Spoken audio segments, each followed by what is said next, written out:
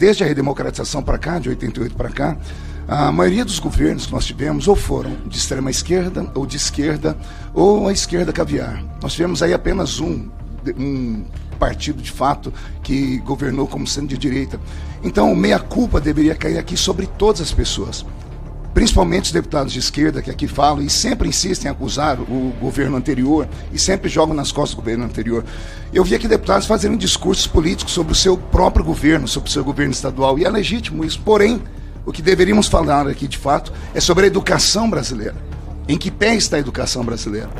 Uma das coisas que eu gostaria de reivindicar antes de entrar nas minhas perguntas, que de fato são bem objetivas e técnicas, primeiro, pedir ao presidente da comissão que paute o projeto pelo fim da aprovação automática, na qual eu sou relator.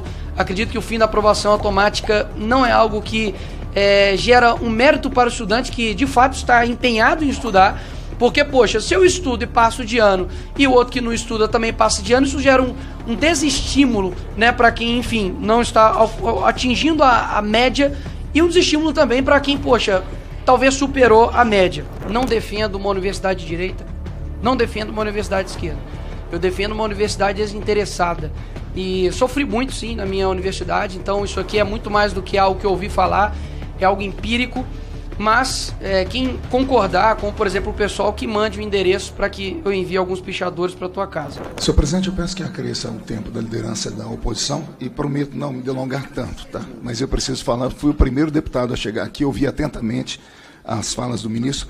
Quero parabenizar ao ministro Camilo Santana pela forma tão cordial como se dirigiu essa comissão, ministro, e dizer que, mesmo sendo eu um deputado de oposição, eu torço muito pela educação brasileira. E acredito que qualquer ministro que ocupe o lugar que Vossa Excelência aí está, deveria falar como Vossa Excelência falou aqui, esquecer as cores partidárias, e que todos os deputados dessa comissão também fizessem da mesma forma. A minha fala não é inquisitória, a minha fala é uma fala reflexiva. O Ministério da Educação, se não me falha a memória, em 2030 vai completar 100 anos de existência. Isso parece que foi na época de Getúlio Vargas.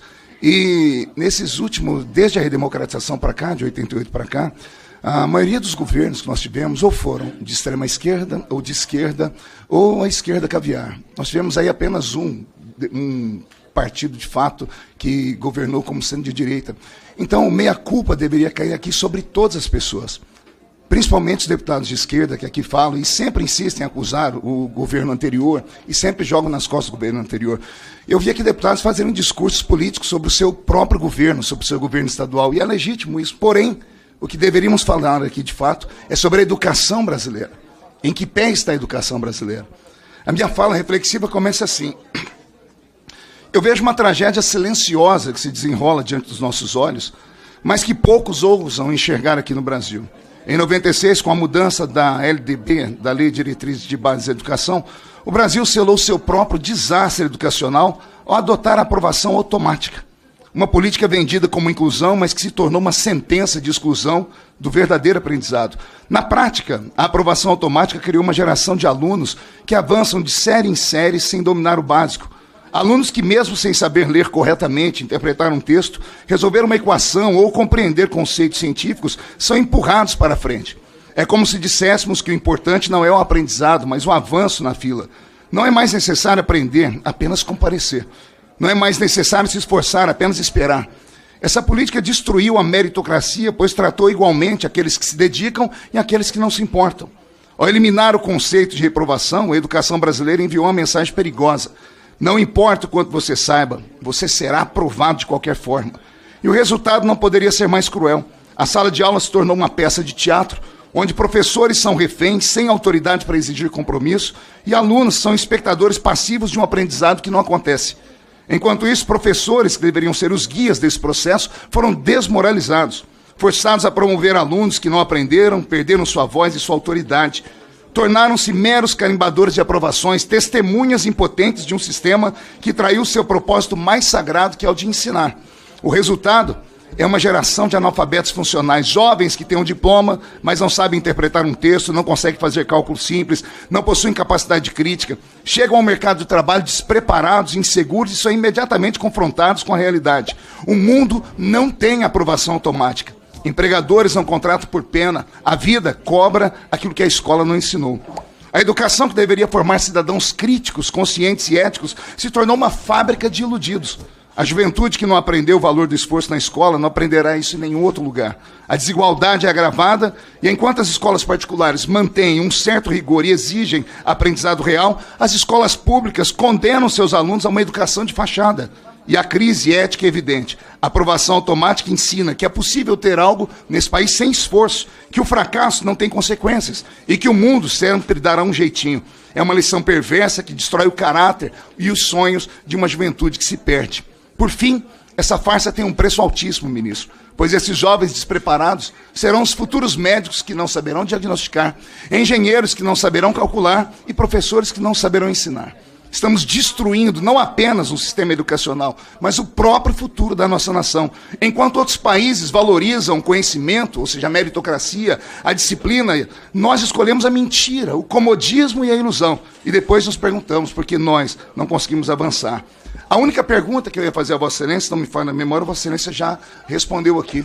Se Vossa Excelência acredita nesse tipo de aprovação automática, mas parece que Vossa Excelência já disse que não. Então, fico satisfeito por isso e, senhor presidente, agradeço a paciência e, principalmente, por esse deputado que ficou aqui desde o início da sessão. Muito obrigado. Obrigado, deputado Marcos Feliciano. Em tempo de liderança, continua com 5 minutos com o deputado Nicolas. Senhor presidente, bom dia. Senhor ministro Camilo, bom dia. Bom dia, Leonardo. Antes de mais nada, ministro, eu gostaria só de ressaltar um ponto. É interessante de que, no mínimo, o senhor demonstra, de fato, um interesse pela sua pasta. Isso é muito válido. E eu aprecio isso, até mesmo porque não vejo isso no restante do governo, sendo bem sincero. Admiro sua postura quanto a rechaçar, enfim, pichações ou antidemocracia dentro da universidade. Não defendo uma universidade de direita, não defendo uma universidade de esquerda. Eu defendo uma universidade desinteressada. E sofri muito, sim, na minha universidade, então isso aqui é muito mais do que algo que eu ouvi falar, é algo empírico, mas quem concordar com, por exemplo, o pessoal que mande o endereço para que eu envie alguns pichadores para a tua casa. O pressuposto que eu vou falar aqui é nesse sentido, de que obviamente tenho críticas, obviamente tenho minhas divergências metodológicas, mas eu imagino que a sua pasta seja de fato a mais importante desse país. O governo Lula, inclusive, discorda de qualquer tipo de pichação, seja em patrimônio público aqui na Praça dos Três Poderes ou em universidades, para deixar claro para quem não entendeu. Com relação ao governo Lula em específico, ele deu uma declaração recentemente, que ele disse que desde 2003 ele dá essa mesma declaração, que é a seguinte: nesse governo vai ser proibido utilizar a palavra gasto quando a gente falar em educação. Educação é investimento, investimento de mais retorno que um país pode ter. Eu fiz aqui uma ordem cronológica para poder mostrar que o discurso não condiz com a prática no seguinte sentido. Em julho de 2023, o MEC faz corte de 332 milhões em educação básica e superior. Em novembro de 2024, o pacote de corte de gastos retira 42,3 bilhões nos próximos 5 anos do orçamento do Ministério da Educação. Isso, o maior alvo, inclusive, é verbas para ensino integral. Em 30 de novembro de 2024, a educação tem bloqueio de 1,6 bilhão no orçamento. Em março de 2025, inclusive o senhor disse, né, que os clientes são os nossos estudantes. Os estudantes o receberam, abre aspas, que contradição, tem dinheiro para banqueiro, mas não tem dinheiro para educação. Isso em uma visita à Universidade Federal de Alagoas, após o governo Lula anunciar os cortes no orçamento do Ministério da Educação.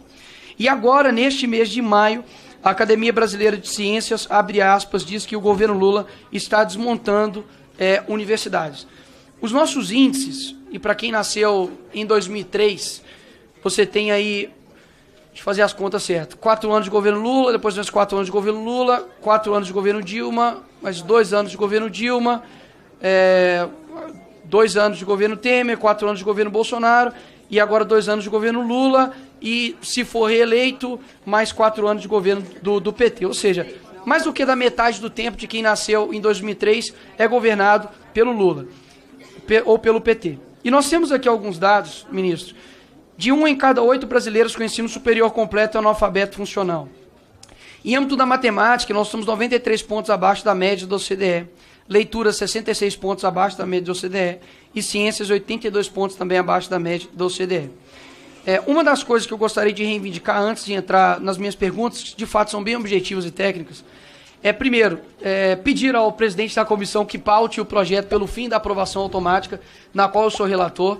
Acredito que o fim da aprovação automática não é algo que gera um mérito para o estudante que, de fato, está empenhado em estudar, porque, poxa, se eu estudo e passo de ano e o outro que não estuda também passa de ano, isso gera um desestímulo, né, para quem, enfim, não está atingindo a média e um desestímulo também para quem, poxa, talvez superou a média. Uma outra questão que eu gostaria de reivindicar também é o seguinte: eu protocolei um requerimento para revisar o BNCC. O prazo de revisão já passou, inclusive esse prazo de revisão não é definido, imposto por mim, é pela própria CNE e até agora o Ministério e o CNE nos deram algum retorno. Eu também indiquei para que o SAEB de segundo ano passasse a ser censitário, até mesmo para que evite futuras distorções. O senhor inclusive disse que concorda com isso, então peço um apoio no senhor também a respeito disso. E por fim, eu fiz questão de ficar aqui desde o início da sua apresentação para ouvir, enfim, os números do Ministério da Educação. Contudo, o que eu sinto, senhor ministro, é que a quantidade e número em si, ela não pode sobrepor a qualidade.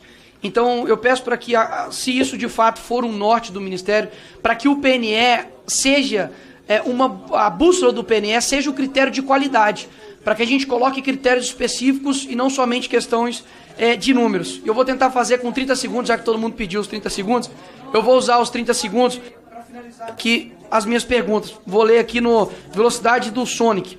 Como você explica a notória multiplicação dos contratos de governo com a OEI após o ingresso do antigo dirigente da organização na Secretaria Executiva do MEC? O MEC retirou o livro didático da educação infantil no rol dos objetivos do PNLD 2026. São os professores que escolhem se ou quais obras querem receber. Sobral, Singapura, Portugal e as melhores escolas particulares brasileiras utiliza. Vocês impediram as crianças de receberem porque não confiam nos professores ou porque não querem que o mesmo nível educacional de Sobral para todo o país. Inclusive, te dou mérito nesse sentido de Sobral.